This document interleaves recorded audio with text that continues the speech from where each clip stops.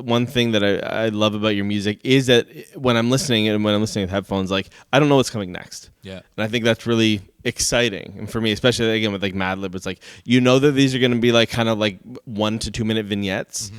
And then, okay, what's happening? What's this sound? And for me, as someone who like, I do love production, it's like, I don't know what's happening here. Like you have this like, in All I Do Is Party, you have this like woozy sound. I'm like, what's this?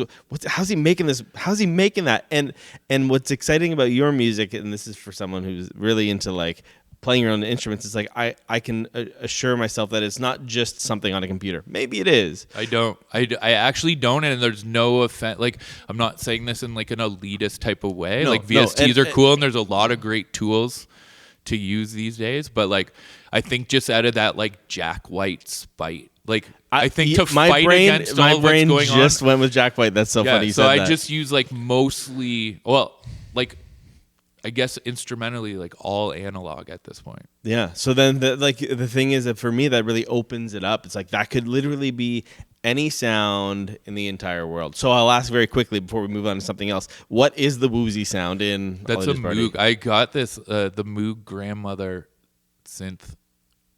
And that thing is just like, I have so much fun with it. So that like waspy sound, like wee, wee, wee. Yeah. That's just a Moog that I was probably like playing with like the pitch bending and then, you know, put it through like pedals and whatever, just different things and just like mess with it. But yeah, like I don't know if there's one sample on that. I don't know if it is, but in that song, and it's the person going party. Other than that, that's all live instruments. There's like live bass, live drums, live Moog, live many different synths and stuff like that. It sounds as fun. The music sounds as fun as it sounds that it's fun to make it. Like if you know, I'm glad it comes through because like I've had a lot of fun making music in the past, but I think this record I'm working on is definitely the most fun I've had working on music because there's no limitations. I'm not trying to please anyone other than myself. Love that. Like I'm just trying to like, I mean, Ben Rispin, who I've mentioned a few times, he'll come in. He's definitely a collaborator and songwriter on this record, the stuff I'm working on.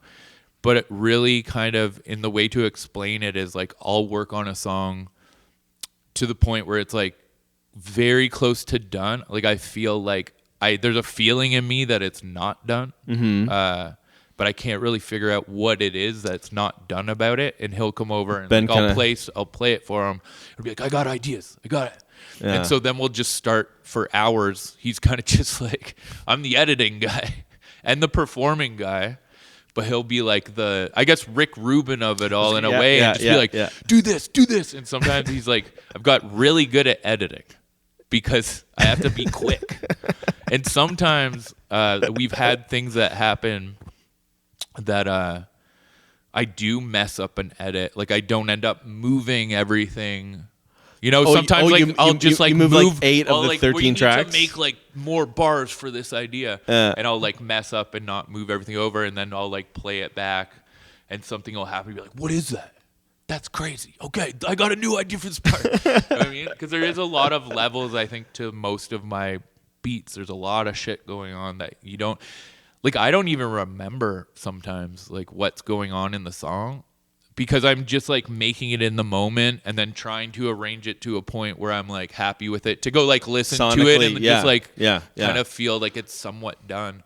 But there's a lot of stuff. There's a lot of avenues, which Ben brings all these, like, fresh ideas because it's, like, we obviously have different brains. I feel like sometimes I think we all have our like, creative safeties or the things that come naturally to us. Mm-hmm. And like, so when you're collaborating with people, they have different versions of that. Oh, they have their own, right? They have their own thing. You have your own thing. Like I could show you a song of mine and you would have like, I have an idea for an arrangement that like, I never thought about that. Never done that. Never thought about that.